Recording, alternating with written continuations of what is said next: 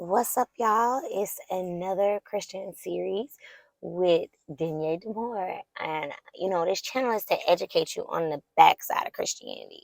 You can watch the other videos to find out what my views are, but I'm just basically giving my opinion from my own research. And recently, I discovered some tea. We want to call it that. So, everybody wants to talk about how Judas betrayed Jesus. Judas betrayed Jesus. Judas betrayed Jesus, right? Well, yes, I'm smoking. But my standpoint always used to be we only know about Jesus this little bit of time, right?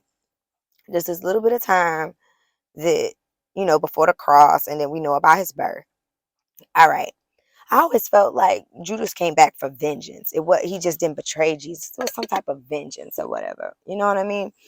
So in my research, I learned that Judas and Jesus knew each other as kids.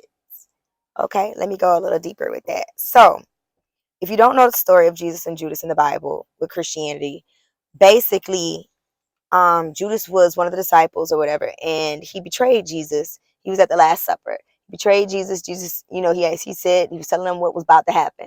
So he says, who is the one that's going to betray you or something like that? I think Judas says, and Jesus said the next person that dipped their bread in the sauce, whatever, and then Judas dipped his bread in the sauce. But of course, they carried on with the conversation. If you caught it, you caught it.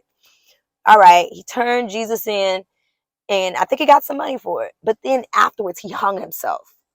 Okay, now let's run it back. In my research, Judas and Jesus knew each other as children. You know what I mean?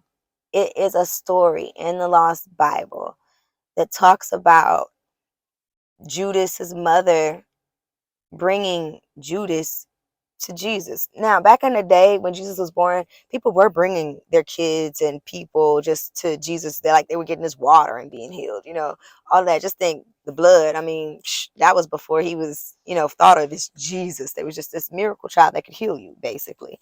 Okay. Well, they set up basically the problem Judas had, not Jesus, but Judas had was that he was tormented by the devil, and they said that the devil frequented him. So in our terms today, basically he was plagued by evil spirits telling him what to do since he was a child.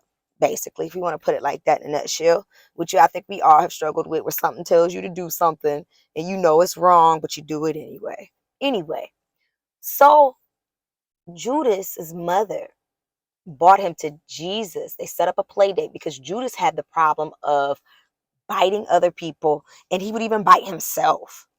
All right. So they bring him to Jesus. And when Judas sat next to Jesus, Jesus was just a baby. I guess they described him as a toddler. So maybe just a year or two older than him, maybe, because they described him still to be kind of sort of toddler like. So Judas sat next to Jesus, and Judas struck Jesus. Like he just straight up struck him. And well, he tried to, I should put that. He tried to. And he couldn't.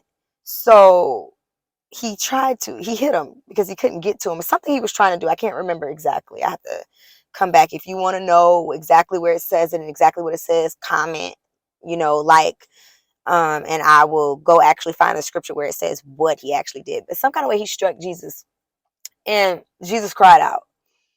And from that moment, they said when Jesus cried out, the devil flew from Judas, right?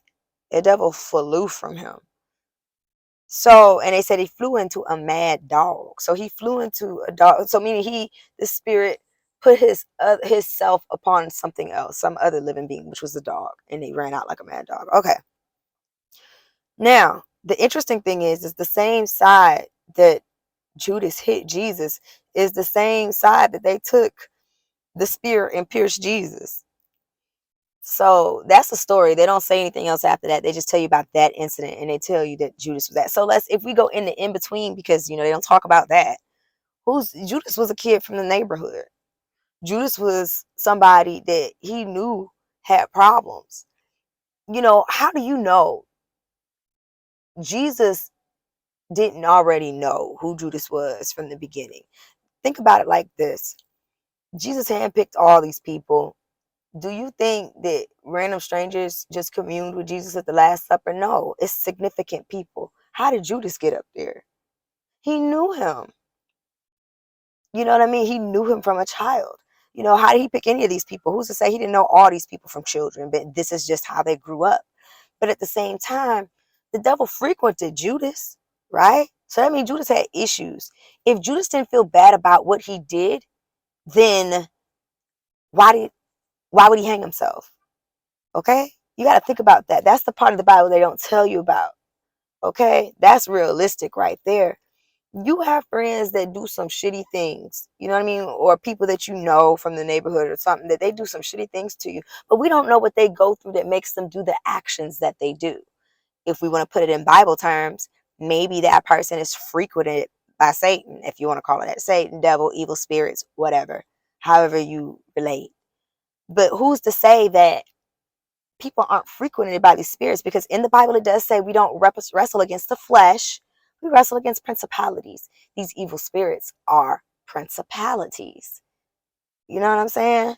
So it's like that right there tells you it's a spiritual world.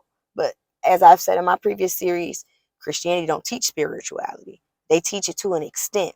They tell you about it, but they don't teach you about it. And that's what makes the difference, you know. But the thing is that if the devil tempted Jesus at one point, you read about it in the Bible. If you need scripture, comment below.